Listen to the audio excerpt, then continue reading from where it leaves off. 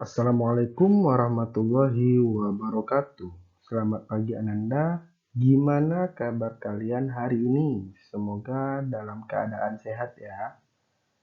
Seperti biasa, sebelum dimulainya pembelajaran, marilah kita berdoa terlebih dahulu. Bismillahirrahmanirrahim.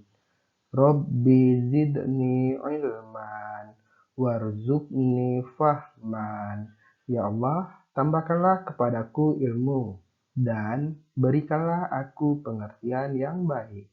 Amin. Baiklah Ananda, hari ini kita akan memasuki subtema yang ketiga, pembelajaran yang ketiga pada halaman 116. Nah, di sini Ananda bisa melihat ada terdapat gambar ikan. Berarti Ananda, hari ini kita akan belajar tentang pertumbuhan ikan. Ikan adalah salah satu makhluk hidup yang hidup di air. Ikan bergerak dengan cara berenang menggunakan siripnya. Ikan bernapas dengan insang. Ikan memiliki kulit yang bersisik. Ikan berkembang biak dengan cara bertelur. Sekali bertelur, ikan bisa menghasilkan ribuan telur. Larva-larva ikan tumbuh menjadi dewasa.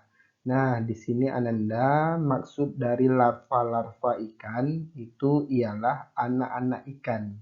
Jadi, anak-anak ikan yang kecil-kecil itu Ananda bisa juga disebut dengan larva-larva ikan. Kita lanjut ya. Pertumbuhan dan perkembangan ikan dipengaruhi oleh faktor makanan dan kondisi air.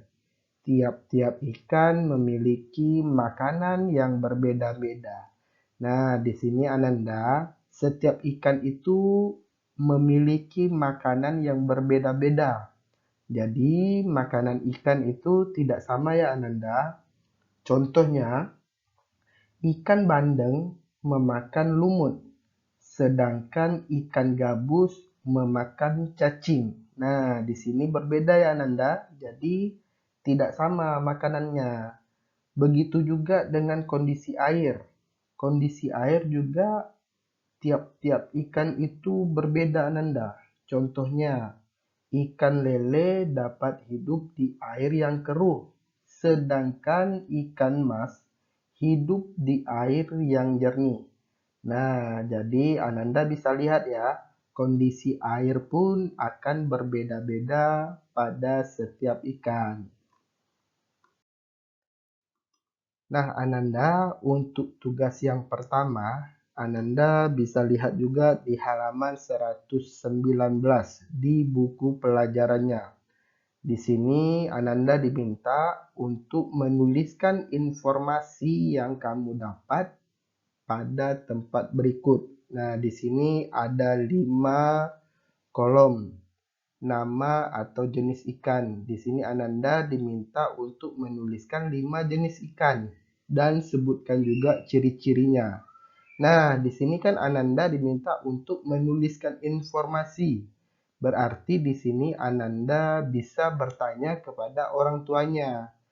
Jenis-jenis ikan itu apa saja dan ciri-cirinya itu apa-apa aja.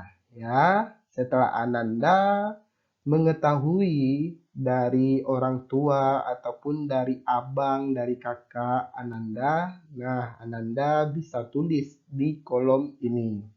Ya, ini untuk tugas yang pertama Ananda.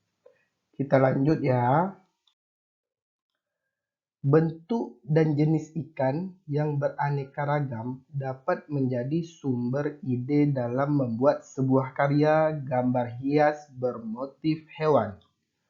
Gambar hias bermotif ikan adalah gambar ikan yang disederhanakan. Meskipun disederhanakan, gambar hias tidak meninggalkan bentuk aslinya.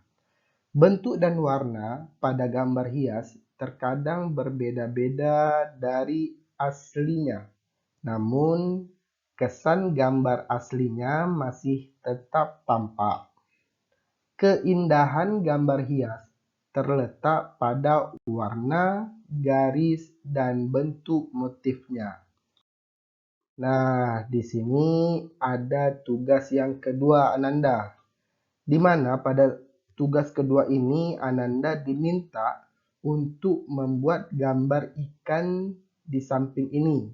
Ananda buat gambar ikan ini di buku gambar. Setelah Ananda menggambar ikan ini, baru Ananda memberi warna sesuai dengan yang Ananda inginkan. Di sini Bapak akan melihat bagaimana kreativitas Ananda dalam membuat gambar ikan. Di sini Ananda membuat gambar ikan ini dengan bagus ya. Ananda bisa juga lihat di contoh ini ada dua contoh gambar ikan yang berbeda. Ananda bisa lihat contoh atau juga Ananda bisa buat kreativitas Ananda sendiri. Ya, buat yang baik dan bagus ya Ananda. Baiklah Ananda, kita lanjut lagi. Ananda bisa lihat di halaman 119. Ada jenis ikan yang untuk dimakan. Ada juga jenis ikan untuk hiasan. Ikan hias biasanya disimpan dalam akuarium.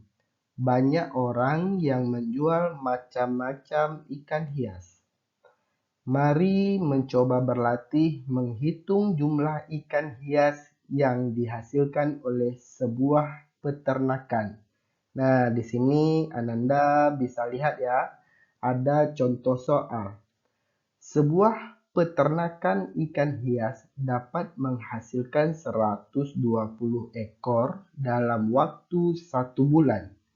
Berapa banyak ikan hias yang dihasilkan peternakan tersebut dalam waktu 2 bulan? Nah, di sini Ananda masih ingat kan? Kita kan pada pertemuan sebelumnya pernah membahas tentang perkalian. Pasti Ananda ingat ya. Peternakan menghasilkan 120 ekor ikan hias dalam waktu 1 bulan. Dalam waktu 2 bulan, banyak ikan hias yang dihasilkan adalah 120 ditambah 120 sama dengan 240 ekor. Di dalam perkalian ditulis menjadi 2 dikali 120. Kenapa 2 Pak? Kan ditanya selama 2 bulan. Makanya ditulis 2 dikali 120 sama dengan 240. Nah, di sini juga berlaku sifat pertukaran Ananda, di mana 2 kali 120 sama dengan 120 dikali 2. Jadi jawabannya sama-sama 240 ya. Kita lihat cara untuk mengerjakan contoh soal ini. 120.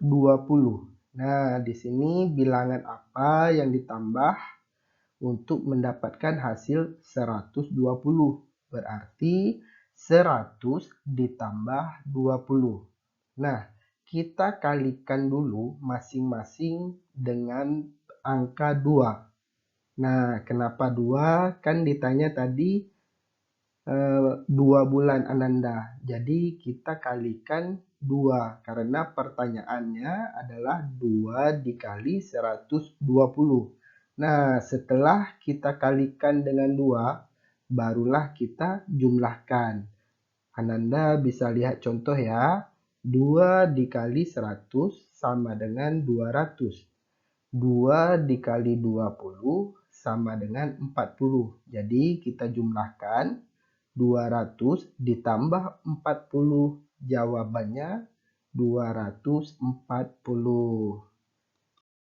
Nah, baiklah Ananda, untuk tugas yang ketiga, Ananda bisa lihat di halaman 121. Di sini terdapat 3 soal ya Ananda.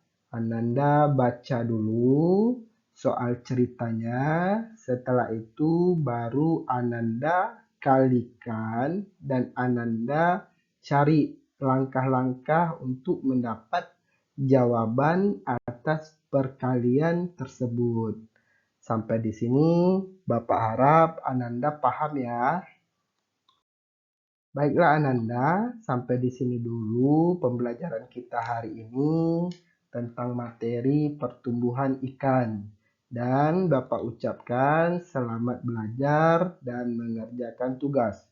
Untuk pengiriman tugas masih seperti biasa dikirim melalui link yang telah Bapak berikan. Salam sehat dan semangat belajar.